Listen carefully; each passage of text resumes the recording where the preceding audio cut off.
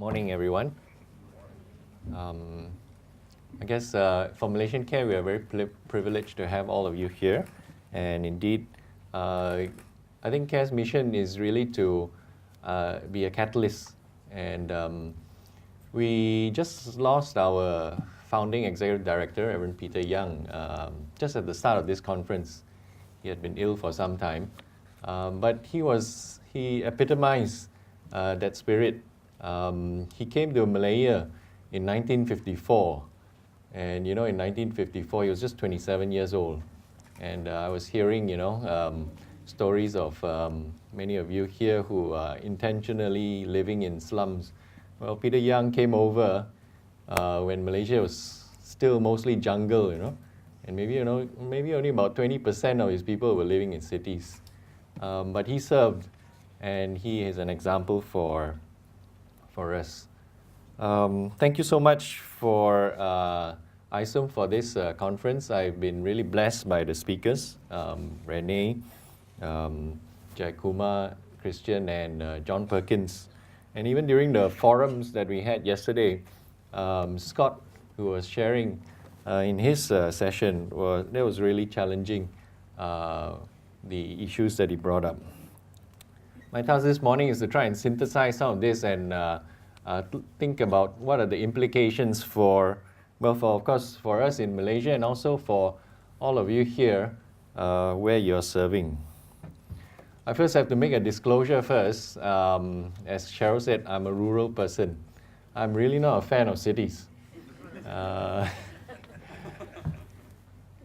I was born in the city, in fact, this city here. But I moved away, more than 20 years ago to serve the indigenous peoples community in Malaysia. And about 3 years ago, I was pulled back to the city, and I really didn't like it. My colleagues will tell you how I gripe about the crowded conditions and the traffic jam and the pollution. So, Ash Carter, you may have made a mistake asking me to speak this morning. But I'll try and use my rural knowledge to give a backdrop to what I've been learning in the past 3 days. And I think I'll choose my jumping off point from land. Land is very fundamental to the indigenous peoples that I work with. And I'm sure it is the same in the places where you come from. And I think it is also very important for urban folk as well. It's just that, because in the cities, everything is all paved over already, and you don't realize that you're actually on land. But land is fundamental. And some of you may know of Tolstoy's work, and you may have read his short story called How Much Land Does a Man Need? Anyone read that story before? It's actually a wonderful story written by Leo Tolstoy. And it talks about this person by the name of Pakom. And he's an ambitious and hardworking peasant, rural peasant, who moves from his status as a peasant into becoming a prosperous farmer. And what he does there is that he acquires more and more land. He works hard, he buys a bigger piece of land, and then he looks out for another piece of land, and that's how he becomes more productive. The yields of his land increase, and he becomes richer. But of course, he is obsessed to making it in the world. And so, of course, the devil takes advantage of this. And he sends him news that there's cheap land to be bought, somewhere far away. And so Pakom, of course, quickly, goes out to this place, and then he meets the tribal leaders there, and starts negotiating, how much per acre. That's quite entrepreneurial of him. So they agree on a price, and the tribals tell him that what we do is that we agree on a price, then you run as far as you can from daybreak until sunset. And when you come back to the same point, and whatever land you cover, that will be the land that you can own. Well, sounds like a good deal, huh? I think if we can do that, I'll try and run around brickfields and then see how much land I can cover. And by sunset, wow, I think Malaysian Care will be quite rich by then. Well, it is a great deal, and I'm sure Pakom thought about that too. So the next day, they picked a nice spot on a hill, and the tribal leader puts a stone there to mark the spot, and Pakom starts walking. And so he walks, and then he sees, this nice feature of the land, and he walks there, and then he sees another nice feature of the land, and then he walks there. But soon, of course, the day is getting on, and he's covered a big distance, a very far distance, and but the day is getting on, and then he decides, hey, I think I better start looping back. And so he starts looping back, but he's actually covered quite a lot of land. And very soon, that walk turns into a jog. And before long, it turns into a run because the sun is beginning to set. And Pakom runs and runs. And the people are cheering him on. Come on, you just have a little bit more and all this land will be yours. And he spurts up the hill. He reaches the point where he started just as the sun sets. The tribal elder yells, "Yay, wow, you've got so much land." And of course, Pakom falls down dead at his feet because of exhaustion. And so the tribal leaders get a hold of a spade. They dig a grave 6 feet for him and said, "This is how much land a man needs."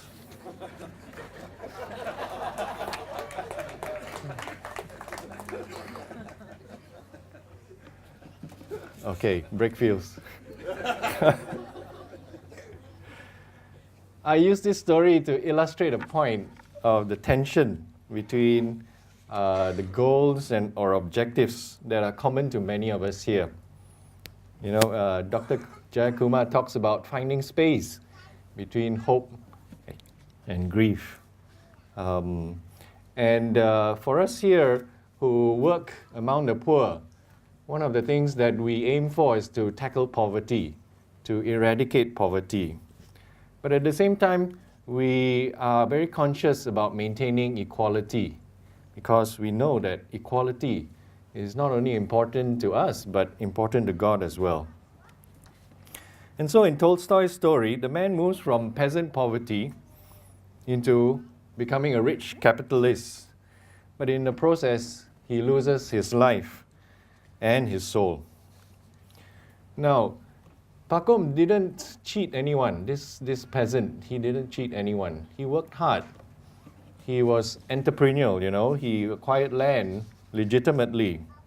And so that's a quality that we all admire. In fact, we all try and cultivate in the communities that we work with. We want them to be hardworking. We teach them to be entrepreneurial, and that's why, many of us have entrepreneurship programs and so on. But what are the consequences of this? I look back at the communities I work with among the indigenous peoples. For them, their ownership of land is communal. They do not own land individually. All resources are owned communally. Their concept of ownership, even communally, is not something like what we as modern societies think about, because everything can be shared. Communal rights to land are only in terms of their ability to use it, because for the indigenous people, land ultimately belongs to the Creator. And they may not know the Creator, God, as we know it, but for the indigenous people, they know that they do not own the land. Andrew Linklater, in his book Owning the Earth, writes about how communal ownership is also tied to social obligations. And that means that in order to exercise your right to use the land or its resources, you also have to fulfill your social obligations, such as taking care of the sick, working communally on the farm, or sharing your resources. And that's something I see among the people I work with, when they go for a hunt and they get the game, and they come back to the village, and then they divide it out. And then everybody in the community gets a share of it. And I think when you are living in the slum areas, some parts of that still do exist. Probably you would know better than me, but I've read studies about that, where people living in many slums, they have a communal way of living because ownership is not individualized, but taken as a community. And so they take care of each other when they're sick, when they need help, when they're moving house, or when they're opening up fields. This is something that the Bible actually has very good examples of. Because if you look at the Jubilee in Leviticus 25, how land ultimately belonged to God, didn't belong to even the owner who got it back after every 50 years. Land ultimately belonged to God. And in the Jubilee, debts were cancelled, slaves were freed, and all these social obligations were mandatory that the community should follow it. We see it also in Acts chapter 4, where the communities of new Christians shared their resources, communally owned resources, and they had social obligations to which they had to perform. Of course, this kind of ownership has declined dramatically. And today, the dominant narrative is private ownership. It's happening even in the communities that I work with. Nowadays, in many of the villages, when they get a game, they hunt for a game, and they bring it back to the village, they sell to their neighbors now. They cut up the meat and they sell to their neighbors instead of providing as a social obligation. Now, the positive effect of this has been a dramatic increase in productivity. When land is not communally owned, but it becomes individually owned, we see, and research has shown, that productivity goes way up. Yields are much better. People have incentive to put in effort and technology into their land. And that is why, in terms of productivity, in terms of as a means to tackle poverty, this form of private ownership, private initiative, is unmatched in order to eradicate poverty. But the negative effects is that more and more the social obligations, equality is lost. And we see this rise in inequality among our communities. I see its effects growing even in the remotest villages that I visit. To a great extent, in the urban centers of today, this is the ultimate expression of private ownership. It is dominant not only in economics, but in every sphere, in education, in health, and even in religion. Have you ever had a sneaking suspicion that our churches look like private companies? Scott was just talking about it in the forum yesterday, and I think he'll agree with me about how corporate capitalism and Protestantism have bonded very well together. Well, it happens in my country, and I believe it happens in your country as well. For Malaysia, our Gini coefficient is about the same as the US, which is actually one of the highest in the world among developed countries.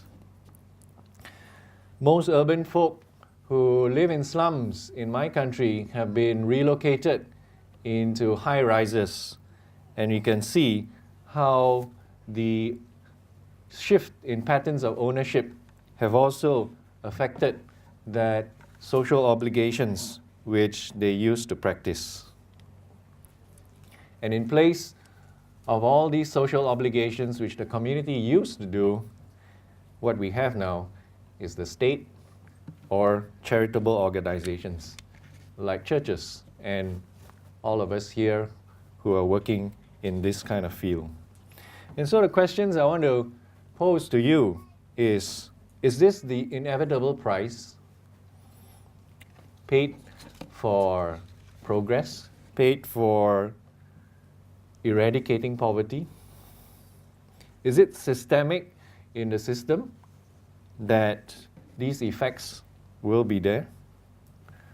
Or is it the church and Christian organizations like ours, are we meant to change this systemic system when 70% of people now will be residing in our cities?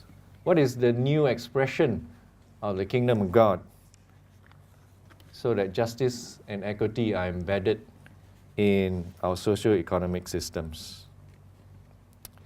And so what I've learned from this conference here are some signs of hope that I see.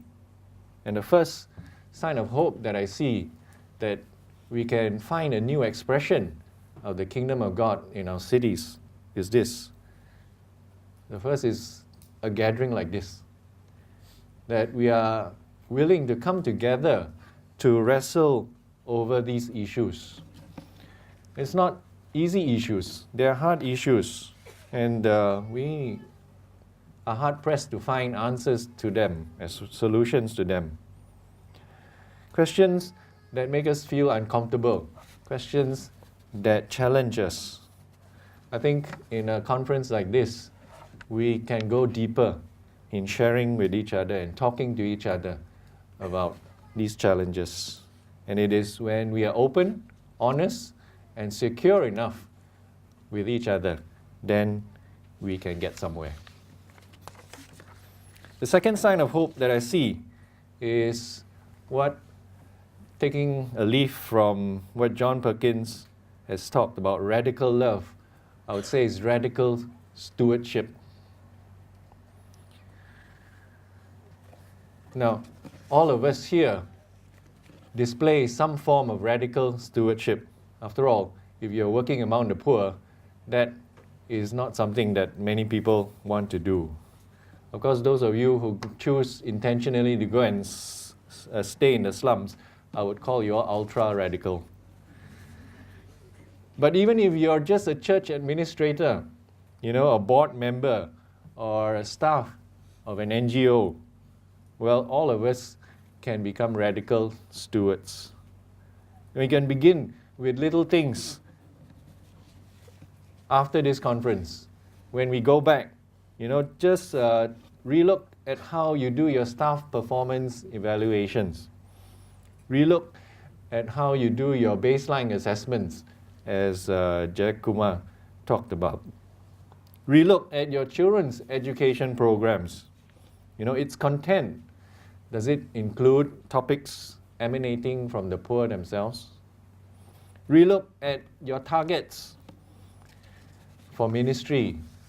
Do they look more like business corporation targets? Well, Scott will tell you, junk them, and redo it according to the Bible's direction. Relook at your microfinance projects. See how much profit you can forego in order to have more equality. These are some things that we can do in order to practice radical stewardship. And the last sign of hope, which I'll conclude with, is this space between hope and grief that Jai Kumar talked about. We need to fill that space between hope and grief. And what do we fill it with? The first thing I think we should fill it with is truth. Truth about the identity of the poor. Truth about our God complexes, of the rich, and even of us here. Truth about the history of the poor. We need to fill it with radical love, as John Perkins said, of people who go intentionally to be with the poor, to immerse themselves and to understand and to love. And I think it's very relevant, as I mentioned, for us here in Malaysia, where we face challenges. And if we're not careful, Christians can end up hating our neighbors who we see as oppressing us. It is when we can do this and fill this space, then it becomes bigger and bigger, until one day grief is not a separate area, but grief becomes a subset of hope. Now, on this side of heaven, we will never be free of grief because it'll always be there. But grief can become a subset of hope. We don't despair, and neither do the poor need to despair. Paul tells us in Corinthians, "But we have this treasure in jars of clay to show that the surpassing power belongs to God and not to us. We are afflicted in every way, but not crushed, perplexed, but not driven to despair, persecuted, but not forsaken, struck down, but not destroyed."